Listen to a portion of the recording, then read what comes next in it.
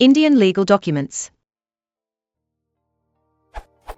I am a resident of India. I have never been able to understand the language used in the legal documents here. Below is an example from an agreement to sell an apartment. Hereinafter referred to as the flat purchaser, s, which expression shall, unless it be repugnant to the context or meaning thereof, shall mean and include his and her, their heirs, executors, administrators, and assigners of the third part. Whereas A, the then collector of Bombay, by the letter dated the 19th of December, 1936, granted land in reclamation lease to one Mr. Bikabala Pawar in respect of the property out of Kajan bearing survey number 263, pt, corresponding to CTS No. 6 of A 12, ad measuring 10 acres, or thereabout, situate, lying and being at village Malvani, within the limits of. The sentence goes on and on. I had to stop somewhere.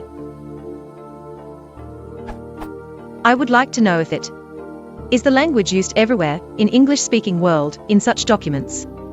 Was the language used in last century Britain? Is just wrong English?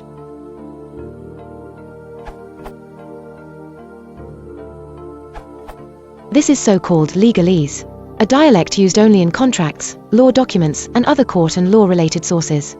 Not only it's valid English, it's written in such a way as to not leave any ambiguities, or room for interpretation, using phrases that don't occur in everyday English, but have specific properties of describing places, moments, locations without leaving room for ambiguity. Whereas, herein or thereof are quite uncommon in normal English, but abundant in legalese.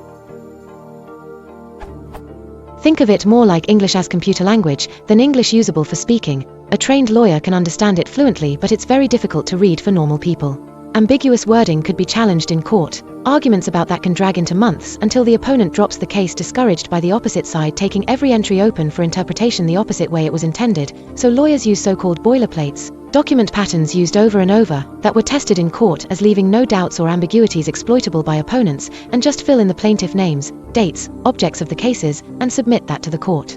Or file away as legally binding contracts. Answering. Yes, that's used pretty much everywhere. People who use a different language in their legal documents open themselves to irrelevant, lengthy attacks when using these in court. A tactic to wear off the opponent by dragging the case indefinitely becomes viable. As far as I know, legalese evolves much slower than mainstream English, so yes, a very similar language was used 100 years ago. Not only that, lots of words that fell out of use of mainstream English still live through legalese, their contemporary counterparts being more ambiguous, or just through tradition. It's correct, though horrible English. Grammar errors are an invitation for discussion, what the author intended, what the sentence should mean, and as such, avoided at all cost. Still, the style, e.g. repetition, run-on sentences, is completely disregarded in favor of adherence to the boilerplate.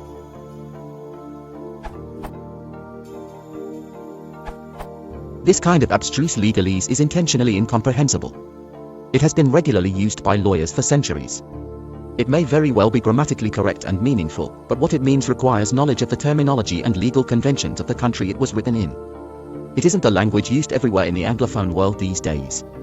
In the USA, contemporary legalese isn't always so difficult to understand.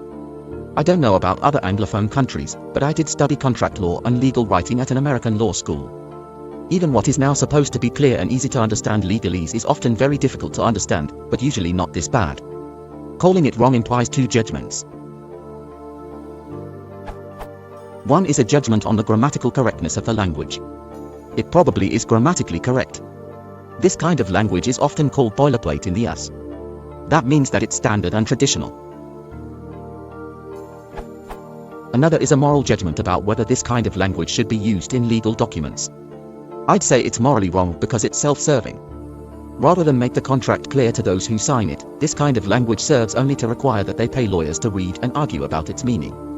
The lawyers who write these documents, in other words, are what some economic theories call job creators, i.e., they intentionally create jobs for themselves and other pettifoggers by writing legal documents in a kind of secret code whose meaning must be argued over in a courtroom by lawyers and then decided upon by a judge and jury.